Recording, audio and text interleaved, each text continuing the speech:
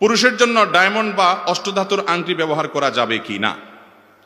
আমাদের দেশে এখন অনেক কমে গেছে। একসময় দেখা যেত ফেরিঘাটে, বিভিন্ন রাস্তাঘাটে, বাস স্ট্যান্ডে অষ্টধাতুর আংটি বিক্রি হয়, তাই না? দাদা ভাই একটা ভরাট কণ্ঠে রেকর্ড করা ক্যাসেট শুনছেন আপনারা?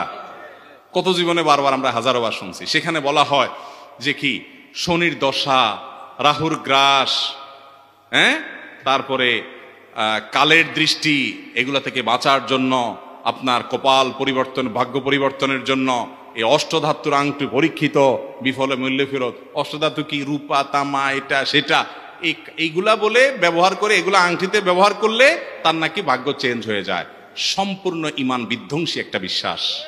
কেউ যদি এটাকে সিরিয়াসলি বিশ্বাস করে, হাকিকি অর্থ নেয় যে আমার ভাগ্য পরিবর্তন এই অষ্টধাতুই করতে পারে, তাহলে ইমান পর্যন্ত চলে যেতে পারে। এত ডেঞ্জারাস একটা বিষয়। আমরা এটা খুব ছোট জিনিস মনে করি। ছোট জিনিস না এটা, ছোটখাটো বিষয় না, অনেক বড় ধরনের অপরাধ। এটা শিরকে আকবর হয়ে যেতে পারে। কারণ ইমানদার বিশ্বাস করবে তার ভাগ্যের সকল কিছুর নিয়ন্ত্রণকারী কে? লা ইউরাদ্দু তাকদীরু ইল্লা বিদ্দুআ। তাকদীর দোয়ার মাধ্যমে পরিবর্তন হতে পারে। আল্লাহর কাছে দোয়া করবে বান্দা। ওই অষ্টধাতুর কোনো ক্ষমতা, পুরাটাই বোগাস এবং ভুয়া। এটা বিশ্বাস করলে ঈমান নষ্ট হতে পারে। বিধায় এগুলো করা যাবে। তবে আংটি ব্যবহার পুরুষরা করতে পারে কিনা, এর উত্তর হলো রূপার আংটি, পরিমিত পরিমাণে রূপার আংটি পুরুষরা ব্যবহার করতে পারে। এছাড়া তামা, লোহা, এটা সেটা, স্বর্ণ, এগুলা পুরুষরা ব্যবহার করবে। অলংকার হিসেবে মহিলারা ব্যবহার করবে। দেখেন এখানে মহিলাদের কত সুযোগ দিছে। মহিলারা পুরুষ কামাই করবে, টাকা পয়সা দিয়ে স্বর্ণ কিনে আনবে। করবে কে?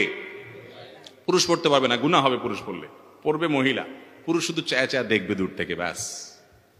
দেখছেন মহিলাদের কি পাওয়ার দিছে ইসলাম? বলে ইসলাম বলে মহিলাদের অধিকার দেয় নাই। যাই হোক, তাহলে আংটি পুরুষরা পড়লে রূপার আংটি পরবে, কিন্তু অষ্টধাতু নামে এরকম কোনো আংটি